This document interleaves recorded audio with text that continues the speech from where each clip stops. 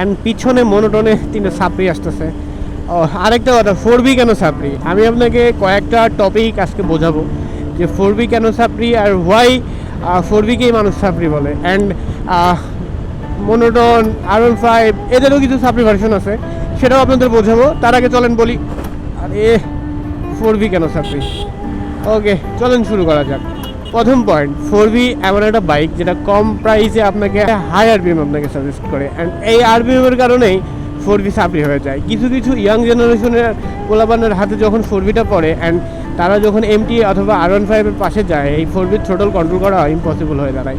First reason হচ্ছে এর quick throttle. এর any quick throttle, without quick throttle যেটা স্টকে আছে সেটাই একটা পাওয়ারফুল কুইক থ্রোটল আমরা বলে থাকি। অ্যান্ড এইটা যে পরিমাণে বিএসপি আরপিএম উৎপন্ন করতে পারে, এটা ভাই আনএক্সপেক্টেড। এই প্রাইসে এরকম একটা বাইক দেখছেন, আর একটা লাল কালারের 4V, but he is the best সাপ্রি, কারণ ওর যে চয়েস অ্যান্ড মডিফাই দেখেই বোঝা যাচ্ছে সে একটা সাপ্রি। আর আরেকটা কথা যে 4Vর যেটা মেইন রিজন যে উল্টাপাল্টা চালায়, পোলাপান অ্যাক্সিডেন্ট করে অ্যান্ড রিক্সার ভিতর দিয়ে, শহর টহরের ভিতর যা হলার লাগায় এমনি এমনি চালায়, এই যে এইটা চলার মেইন রিজন হইতেছে কি যে এটা কম বাজেটে ভালো একটা বাইক সাজেস্ট করে 4V। 4V is the best bike হইতে পারতো যদি ভালো একটা জেনারেশনের হাতে পড়তো। রাস্তার অবস্থা তো খুবই খারাপ, এরকম তো ছিল না। এই অবস্থা কেন? এরকম থাকলে তো অ্যাক্সিডেন্ট হবে ডেইলি। এই রাস্তাটা কিন্তু অল্প কিছুদিন আগে করছে, বুঝছো, মানে খুব বেশি দিন হয়নি এই রাস্তাটা করছে, ধরো 3 বছর হলো।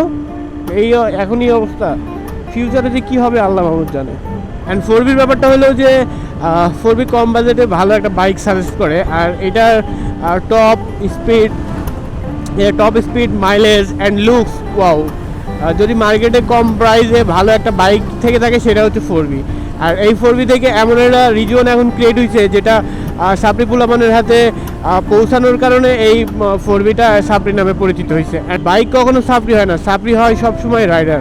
মানে রাইডার যেমন হবে বাইকটাও তেমন হবে। আমাদের অভ্যাস কি যে আমরা একটা প্রোডাক্ট যখন বাজে কাজে ব্যবহার হয় আমরা প্রোডাক্টটাকে খারাপ করে ফেলি। অ্যাকচুয়ালি প্রোডাক্টটা ভালো, যে ব্যবহার করতেছে সেই ব্যক্তিকে খারাপ না বানায়, প্রোডাক্ট খারাপ করে ফেলে। এটা হচ্ছে বাঙালির সবচেয়ে বড় প্রবলেম। আর এই কারণেই বাঙালি 4Vকে সাপ্রি বানায়। অ্যান্ড যারা একজন বন্ধুকে আমি ফোন দিয়ে জিজ্ঞেস করলাম আমার তুই কী চালাস, যখন বলে যে মামা আমি তো 4V চালাই, আইস চালা হাফ সাপ্রি, এরকম একটা সিচুয়েশন ক্রিয়েট হয়ে গেছে। কারণ ওই যে বললাম না, সিল পড়ে গেছে আর কি, যে 4Vর কুইক থ্রোটলের কারণে এটা ওর অ্যাক্সিডেন্ট হইতেছে। অ্যান্ড গাড়িটা স্পিড অনুযায়ী অনেক হালকা, এই হালকার কারণে এটা অনেক পরিমাণে স্পিড উঠে, অ্যান্ড ব্রেকিংটা এর কারণে এটা প্রচুর পরিমাণে অ্যাক্সিডেন্ট হয়। বললাম যে কম বাজেটে ভালো গাড়ি হওয়ার কারণে সবাই এই 4Vটা মার্কেট থেকে কেনে। অ্যান্ড অতিরিক্ত মার্কেটে চলার কারণে সবার চোখে যখন একটা জিনিস ধরা পড়ে যায় না, দেখা যাচ্ছে যে আপনি ভাইরাল হয়ে গেছেন অ্যান্ড সবার চোখে আপনি, সবার মুখে আপনি ভালো কাজ করতেছেন, হুট করে একটা নেগেটিভ কাজ করে বসলেন, আপনি খারাপ।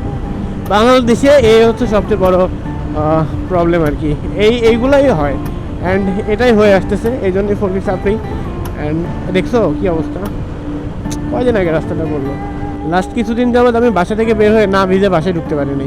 আর আজকে সেই চ্যালেঞ্জেই বেরোছি যে আজকে ভিজবো না অ্যান্ড না ভিজে বাসায় ঢুকবো।